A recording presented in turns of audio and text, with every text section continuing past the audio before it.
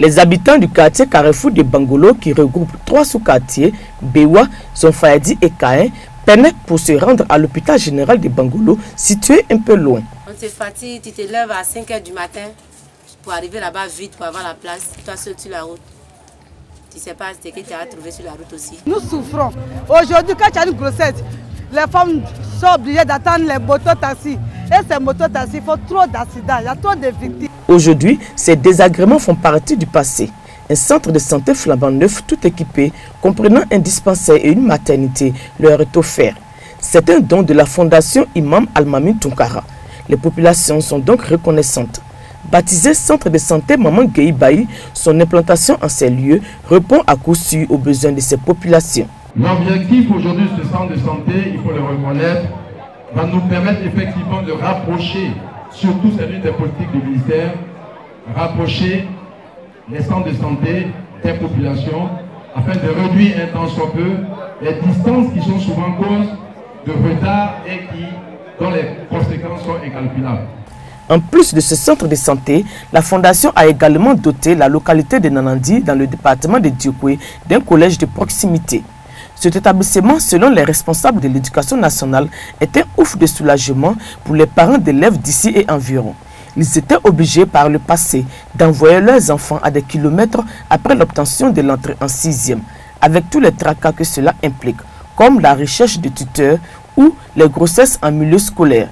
Créée en 1970, la fondation Imam Al-Mamin Tunkara œuvre dans le social à l'amélioration des conditions de vie des couches vulnérables et elle agit également dans les œuvres islamiques.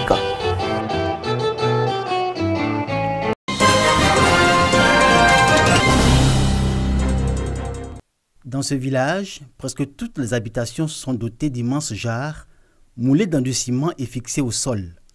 Elles servent à recueillir de l'eau de pluie, à partir de gouttières rouillées par le poids des ans, fixées aux bordures des toitures des maisons.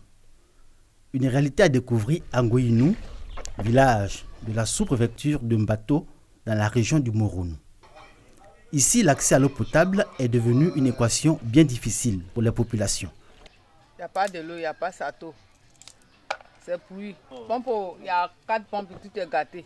Nous allons réfléchir sur les questions d'eau, surtout des projets d'adduction d'eau qui constituent des projets à long terme. En cette période de pluie, les populations de Ngoyinou retrouvent le sourire. Le temps est propice pour faire des approvisionnements en eau, peu importe la qualité de cette eau tombée du ciel. Dans toutes les habitations, on peut remarquer bassines, cuvettes, seaux et fûts disposés en file indienne, comme guettant l'arrivée de cette eau sale venue de là-haut, passer les durs moments de sécheresse. Entre deux pluies comme en temps ordinaire, c'est aux pluies que les populations ont recours pour leurs besoins en eau. Et en Ngoyinou, presque toutes les habitations en sont dotées, qu'elles soient anciennes ou modernes. L'absence de l'eau potable dans le village est une réalité qui harasse les populations. Cette réalité ajoute encore aux nombreuses difficultés que connaît le centre de santé de Ngoyinou dans son fonctionnement. Il n'y a pas d'eau courante, donc quand il y a un accouchement, on dit aux femmes d'envoyer de l'eau avant l'accouchement. L'eau est vraiment une denrée rare. Les populations de Ngoyinou ont encore la nostalgie du temps où le village recevait avec fierté ces 4 pompes hydrauliques à motricité humaine, hors d'usage depuis une décennie, faute d'entretien régulier. Plus de 10 ans, on n'a pas d'eau ici. Nous souhaiterions même que les agents viennent réparer ça. Ils sont venus une fois, ils n'ont pas pu et puis ils sont repartis pour toujours. Donc on fait qu'on n'a pas d'eau pratiquement ici. S'il ne pleut pas, on n'a pas d'eau. S'il pleut, on a de l'eau.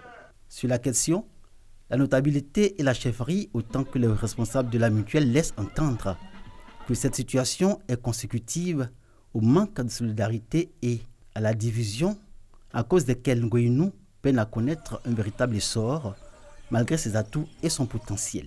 Les cas d'ici là ne s'entendent pas trop. Donc je souhaiterais qu'ils soient unis pour pouvoir nous aider.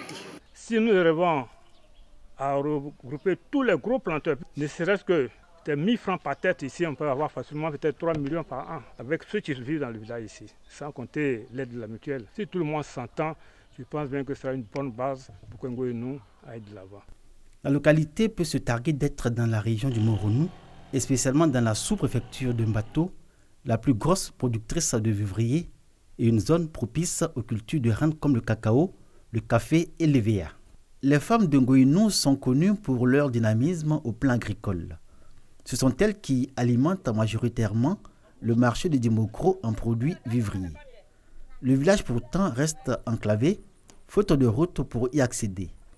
Une autre difficulté qui, couplée avec l'absence d'eau potable, renforce le cri de cœur des populations de Ngoïnou.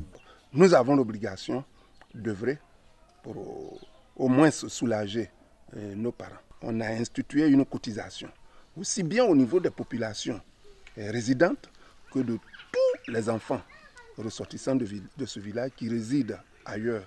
Alors, ces cotisations nous permettront d'entamer les projets majeurs, comme par exemple le problème de la route, la question d'adduction d'eau et bien d'autres. À la vérité, les 4 pompes hydrauliques de Ngoïnou, même remises en l'état, ne pourront pas combler les attentes des populations en matière d'accès à l'eau potable. Le village a grandi et se développe. La population se densifie d'année en année. 7000 habitants selon le dernier recensement général de la population et de l'habitat. Les cadres et fils du village estiment que c'est un château d'eau qu'il leur faut aujourd'hui. L'ouvrage est inscrit au rang des priorités des actions de développement de la mutuelle du village. Un grand défi assurément. Les demandes sont en cours. Les contributions des fils et cadres sont attendues pour la réalisation de ce projet.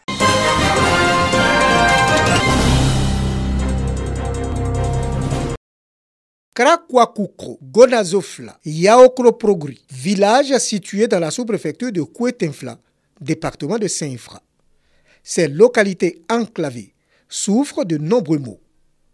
Manque d'infrastructures de base, routes, pompes hydrauliques villageoises, absence d'électricité, d'écoles primaires publiques dégradées sous le poids de l'âge. Un état des lieux qui affecte la formation des tout-petits, les conditions de travail des enseignants et le bon fonctionnement des activités socio-économiques de ces villages. Les efforts consentis par les cadres pour remettre ces localités sur le chemin du développement s'avèrent insuffisants face à la situation critique de ces villages. Nous avons des problèmes de route. Il faut le reprofilage de nos routes. Vous avez constaté. Aussi, nous avons besoin de pompes hydrauliques villageoises. Les populations de ces 3 villages attendent donc de l'aide du gouvernement pour la réhabilitation de leurs écoles, routes, la construction des centres de santé et l'adduction en eau potable pour leur soulagement. La réalisation de ces actions permettront à ces localités de se propulser sur la voie de l'émergence.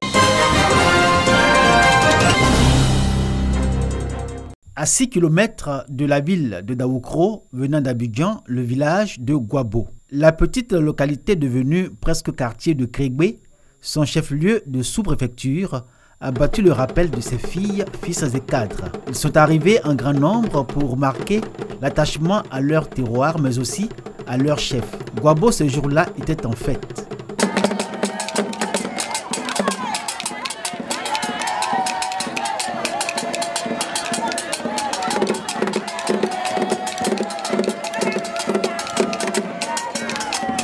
Nous sommes le 20 juillet 2018, date mémorable pour les populations de Gwabo. Le chef du village reçoit son arrêté de nomination des mains du préfet d'Ara, département dont fait partie la sous-préfecture de Krégbe. Le préfet Gezou Kona confirme Aïssan Anonkwa dans sa fonction de chef du village de Gwabo par cet acte administratif avec pour nom de règne Nana Aondjon II. Nana Aondjon II, chef du village de Gwabo, assure cette charge depuis septembre 2017, après avoir été intronisé par les hautes instances coutumières de la sous-préfecture de Krégbe. Si les cadres et fils de Gwabo ainsi que les jeunes lui promettent respect, soutien et attachement, le chef mesure les défis qui l'attendent en termes de progrès et de développement. En priorité, l'électrification et l'adduction en eau potable du village. c'est que à Guabo, tout ou presque est urgence. Une réalité que le premier vice-président du conseil régional du Morono, Asielou Jean Fiacre, redécouvre pour avoir une grande connaissance des besoins et préoccupations des populations de tous les villages, des sous-préfectures et départements qui composent la région du Morono. Et sa présence à la cérémonie d'intronisation du chef du village est pour les populations de Guabo un gage d'espoir.